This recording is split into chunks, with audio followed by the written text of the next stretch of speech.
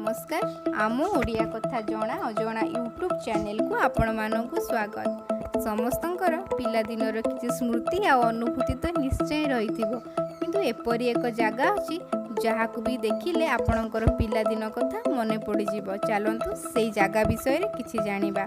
Singapore रो कावेनाग bridge, एही ऐतिहासिक bridge रे अछि किछि जीवंत लागुथिबा प्रतिमूर्ति। सेगुड़िक देखिले लागे सते जेमिति सचल मनीष हठात स्थाणु पाल्टी जाइछंती।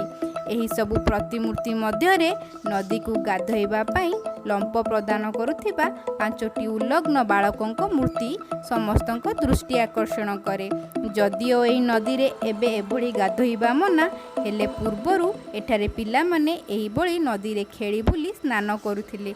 आउ सेही समय को मने पकाई देबा तथा समस्तंक मनरे पिला दिनर स्मृति ताजा करिदेबा पाई एही प्रतिमूर्ति स्थापन करा जाइछि, जहाकू तयारी करिछंती चोंगफा चिउंग। वीडियोटी जदि भल लागुची लाइक करंतु, शेयर करंतु, आउ सब्सक्राइब करंतु, आउ पाखरे थिबा बेल आइकन को प्रेस करंतु, जहा द्वारा कि नुआ नुआ वीडियो आपण माने देखि पारिबे।